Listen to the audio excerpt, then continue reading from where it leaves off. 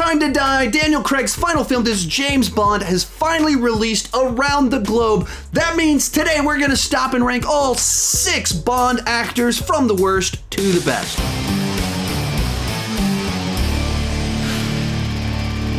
Hi, my name is Sean, and I started this channel because I was driving everyone around me crazy talking about movies way too much. If you can relate, you're probably in the right place, and consider clicking that subscribe button. With that in mind, go ahead and join me down below in the comment section. Share your ranking of all the Bond actors. My list isn't the right list, it's just my list, and I would love to see yours. And as you talk about the Bond actors, it's a little bit tough to separate the performance and the characterization from the movies that they're in, because so much of what the actor does is tied to what was written for them to do. And so this is one part Bond actor ranking, one part Bond era ranking, and nature of their tenure. And likewise, one of these guys only had one movie, others went on for about 15 years in the role. And so it's a little bit tough to compare them equally, but let's do it anyway. Let's get started. Without question, for me, in last place is Roger Moore. I have simply never been a fan of Roger Moore as James Bond, going all the way back to the mid-90s when I was first discovering the Bond franchise on cable television, right around when Goldeneye came out. I was interested in checking out the Connery films, certainly enjoyed the Dalton films, but whenever I checked out the Roger Moore films, I just didn't buy into him as the character. And then as I've rewatched all of his movies twice over the last 2 years, still, I just don't think he's the right guy for this role. And there's a couple of reasons for that. Right off the bat, I just don't look at him and see a dangerous assassin. I see a dad going on missions, but he just doesn't look like he has a fierceness inside of him. He doesn't come off like someone that can brutally kill people. He has a couple moments here and there. There's one where he drops a guy off a roof, another where he kicks a car off a building, and at the end of one of the movies, he puts 4 bullets in the main bad guy. Like, he has his moments where he does brutal things, but generally speaking, I just see a dad, and then later on a grandpa, cracking dad jokes while pretending to be a spy, but I don't believe him as the suave ladies' man. I don't believe him as the vicious killer. I just don't see a built-in anger, rage, fierceness in there. Another issue here is, and this is somewhat tied to that, but I think he comes off by far the creepiest of the Bonds. Bond has always been a womanizer. That is built into the character, that he's loose with the ladies. That was there in Dr. No. It is there in the Daniel Craig era. But the way it plays out with Roger Moore, I think he's an older guy, and the girls don't get any older. And in the case of Jane Seymour in Live and Let Die, she gets younger. She is naive, and she's a virgin, and he literally lies to her and tricks her and takes advantage of the fact that she is a naive religious zealot to take her virginity, which is a gross plot line. It's unbelievably creepy because he's twice her age. And so, and that's kind of what his tenure is like, all the way into his last couple of movies. Still hooking up with chicks half his age, even though he was pushing 60. And they don't really acknowledge his age all that much. They don't have him as a Bond that grows and changes over time, despite him being a Bond with a very long tenure in the role. I've never liked this era. I thought they were too campy, too goofy, and I didn't think he was a good fit. In 5th place, George Lazenby, the Bond that only got one movie on Her Majesty's Secret Service, and that makes it very tricky to rank him amongst all the other Bonds.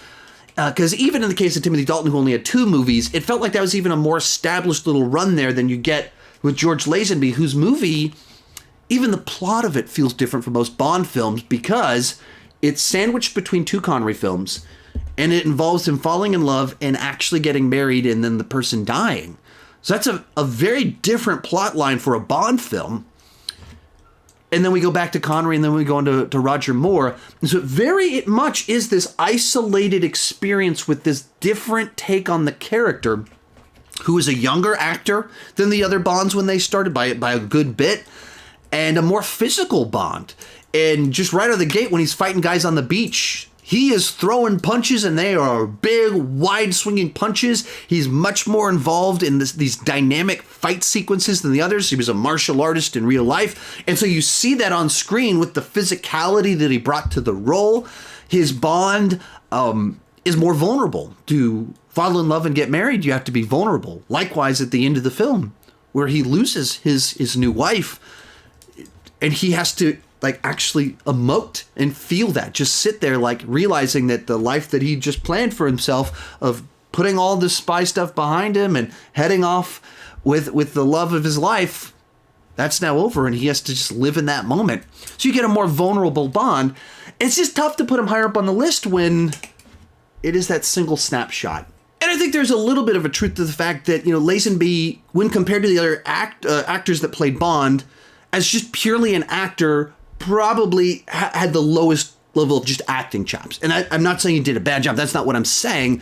But you're talking about a category of people that had careers either before and after, or significant careers after their Bond performances. And in the case of Lazenby, this really is very much his claim to fame, was this single role. And, he just doesn't necessarily have that immediate star presence that most of the Bonds have. So while you did get a more vulnerable Bond, you did get a physical Bond, and he did stand out because of that as something different. Also, there's only so much here because there's just one movie to work with. In fourth place, Pierce Brosnan. To me, Brosnan was a better version of what they were going for with Roger Moore's Bond.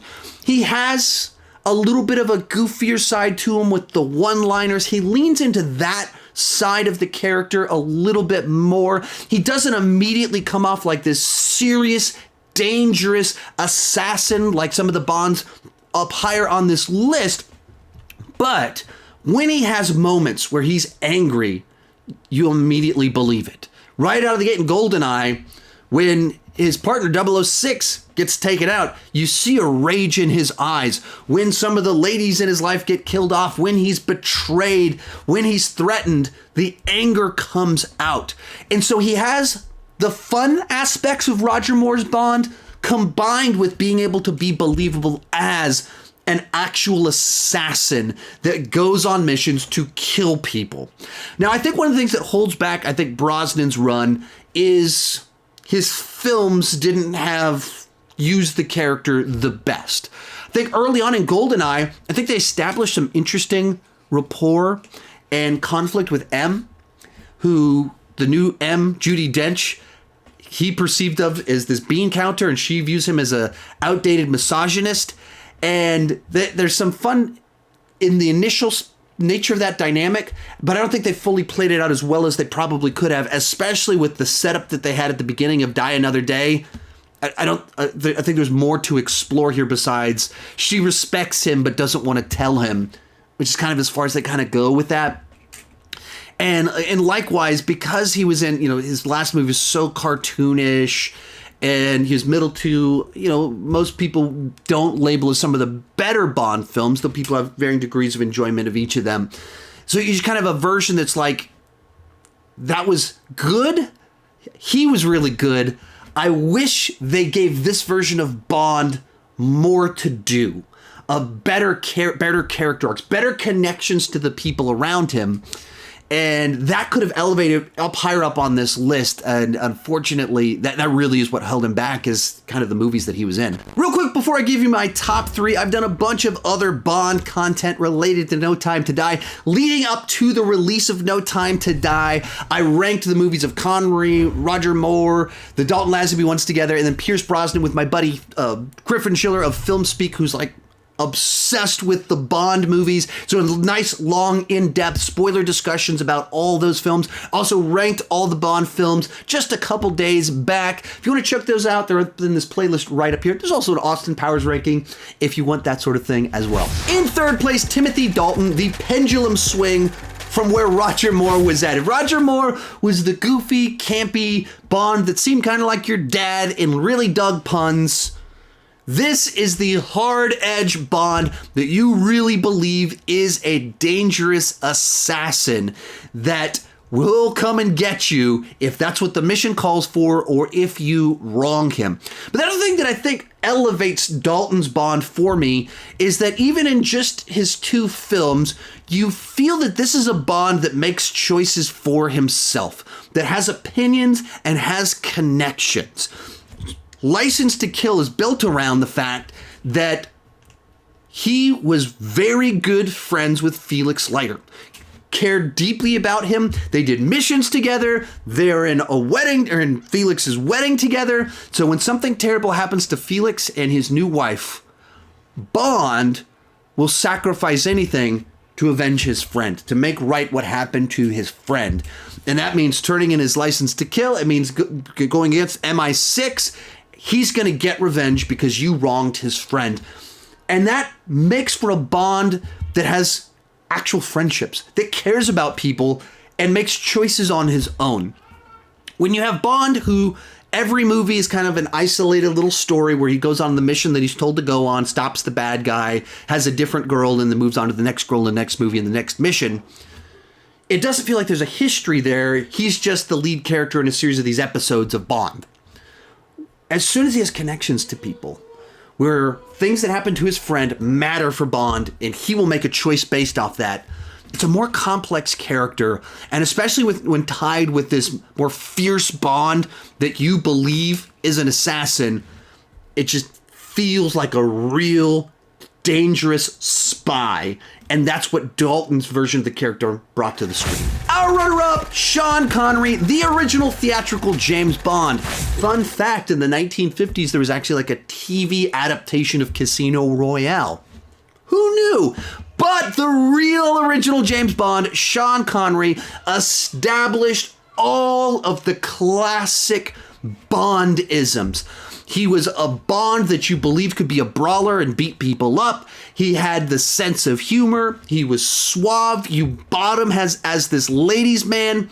And he invented all of the things that we associate with Bond in the cinema version. He was the one that brought it to life. It was found in the original books, and then he was that original version that created the standard by which we could judge all other Bonds. Of course, Sean Connery's the most iconic of the Bond castings because he's the one that created this franchise that is now 59 years old. He laid the foundation that everyone else built off of. So of course, in terms of most iconic, Connery is the one that goes there. So of course, he's the most iconic of the bunch. And even the reason that he's not on top somewhat comes down to the nature of the movies that he's in and how much sophistication has been added to the Bond films in the 21st century versus that initial batch of films that were very episodic, kind of these standalone missions and stories where you have a very charismatic Bond in the lead, but he doesn't really grow and change all that much as you go throughout the course of his films, and then you end out with Diamonds Are Forever, which is not so great, and then he came back 10 years later for another film that wasn't so great. Whereas as we move into my number one pick, I think they told a more complete character. And that's the reason why, even though, of course, Connery's iconic, I think that there is a better Bond, which leads us to our first place pick, Daniel Craig. For me, this version of Bond takes the best attributes of all the previous Bonds and then combines them with a continuity where you have a Bond that's allowed to grow, change, form connections with people, have relationships with them that matter to his life. It's a world with actual consequences, and I think that just makes for a much more holistically and emotionally satisfying Bond. Right out of the gate, we see the start of his time as a 007, and we see his dynamic with M and her perceptions of him and her concerns as well as observation of his talent. And then he meets Vesper, and Vesper actually makes a connection with him. He deeply cares about her and therefore feels betrayed by what happens, and that sets the course for all of his films as Bond. all goes back to his connection to another person. And that makes for a much more human Bond that cares about people. And while he can be the assassin that takes people out, he is the womanizer. He delivers the quips and the one-liners, but there's still a person there. He makes mistakes. He has his own trust issues, and therefore they can be exploited. He has weaknesses as a person, while at the same time being a spy that has saved the world many times over. Likewise, by his third movie, he's presented as an aging Bond that can't pass physical tests, but he's still someone that's out for the next mission, still someone that can succeed even when he's not in his best shape. And they even dive into his history a lot more, his backstory, and him as an orphan, and what all of that means and the implications for his life. When you put that all together, he feels like a complete character with an actual character arc from his introduction in Casino Royale to the end of No Time to Die. It's an actual story about this character, not just a series of episodes.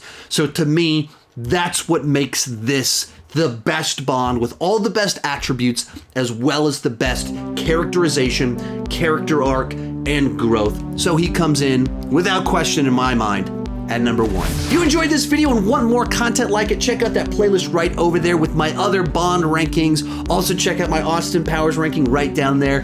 Thank you so much for watching, and keep talking movies too much.